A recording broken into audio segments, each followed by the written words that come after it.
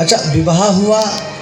विवाह होने के बाद अब ये कंस अपनी बहन को छोड़ने के लिए उसके ससुराल जा रहा, बड़े प्रेम से।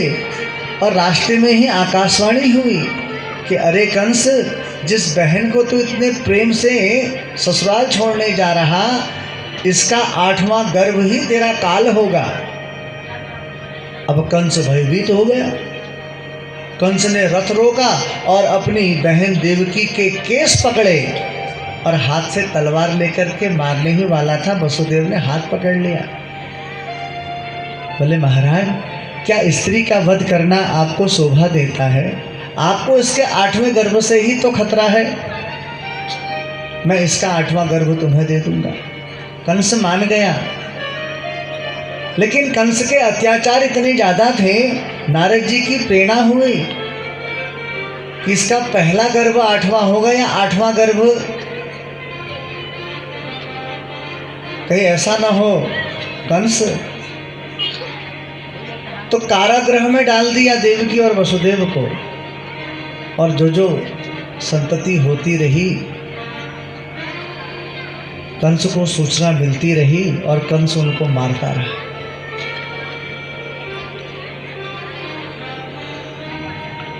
छह गर्भ इसने नष्ट कर दिए कंस ने देवकी के।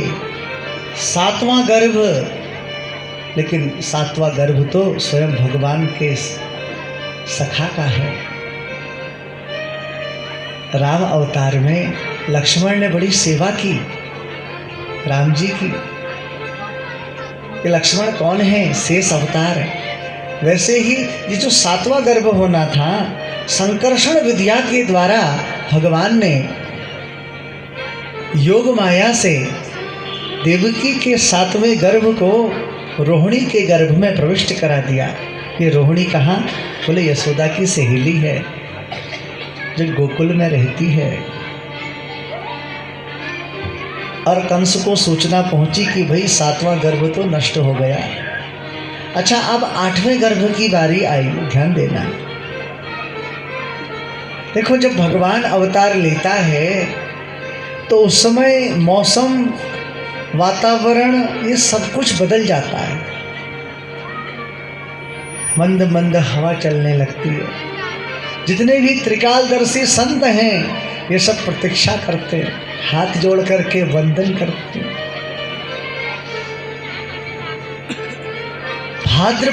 भाद्रपद का महीना है, कृष्ण पक्ष है, और देखो अष्टमी तिथि है।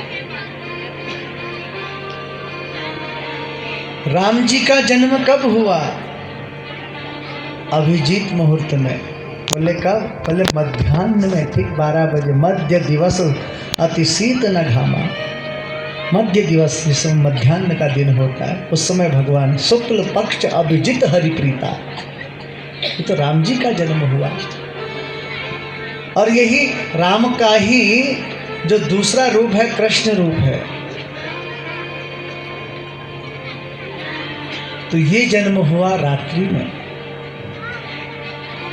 रात का समय। अच्छा, भादों का महीना है, कृष्ण पक्ष है, अष्टमी तिथि है। और कई कई संत तो कहते हैं कि भैया दिन भी बुधवार का था, ऐसा कहते। और जब भगवान अवतार लेने को होता है तो उस समय अनेक अनेक प्रकार की घटनाएं होती हैं। फूल खिल जाते हैं, ऑटोमेटिकली एक ऊर्जा उत्पन्न हो जाती है। हवाएं चलती हैं बड़ी मंद मंद, सुगंधित हवाएं जिसको हम कहते हैं। हाँ, जो त्रिकालदर्शी संत हैं, विप्र पत्नियां हैं, वो सब श्रृंगार करने लगती हैं, क्योंकि भगवान अवतार लेने वाले हैं। और बड़ा सुंदर एक भाव है, वसुदेव और देवकी भी कारागृह में हैं। समझ रहे हैं वो कुछ कुछ। वर्षा भी होने को है, वर्षा भी हो रही है, धीरे धीरे वर्षा प्रारंभ हुई। और जो इधर संत त्रिकालदर्शी संत वो सब स्वागत करने लगे भगवान का। उन्हें आभास हो गया ना भगवान आने वाले, तो स्वागत करते हैं। तो आइए, 10वें स्कंध में कथा प्रविष्ट हो चुकी है, तो हम भी सब लोग भाव से स्वागत करें भगवान का। स्वागतम कृष्ण शुभ स्वागतम कृष्ण, स्वागतम कृष्ण शुभ स्वागतम कृष्ण, स्वागतम कृष्ण शुभ स्वागतम कृष्ण, स्वागतम कृष्ण शुभ स्वागतम कृष्ण, स्वागतम शुभ स्वागतम, स्वागतम कृष्ण, स्वागतम शुभ स्वागतम, स्वागतम कृष्ण, स्वागतम कृष्ण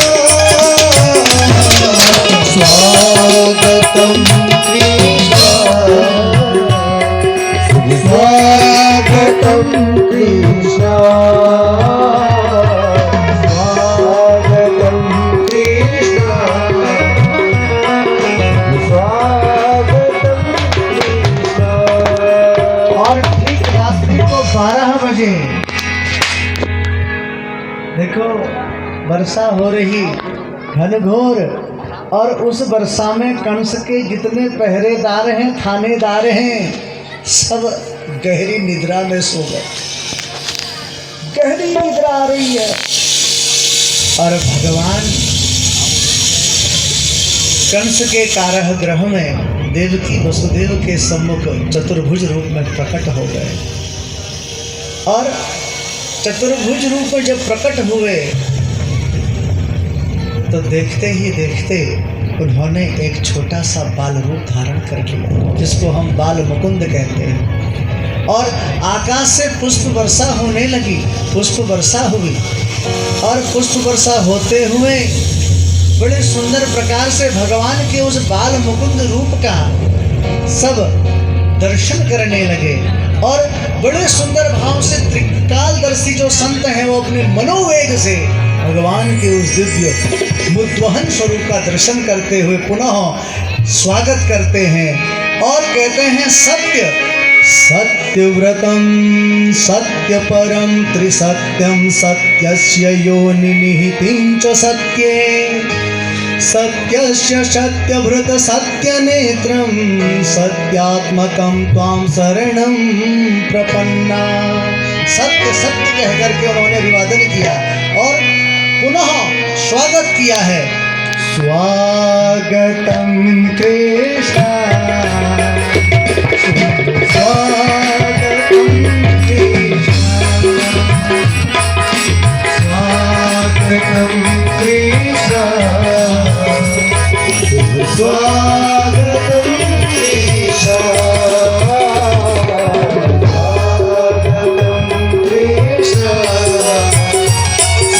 स्वागतम कृष्ण, स्वागतम कृष्ण,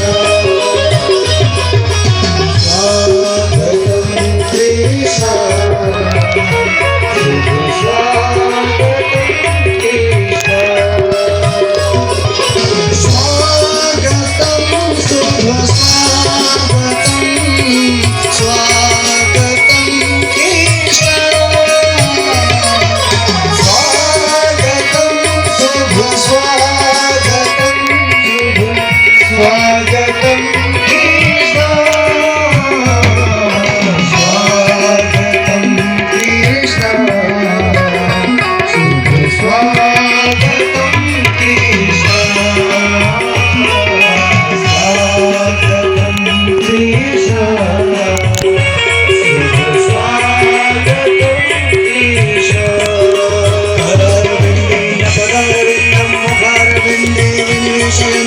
वटश्च पत्रश्च कोटैश्चयानं बालं मुकुन्दं सस्मरामि बालं मुकुन्दं सस्मरामि स्वागतं कृष्ण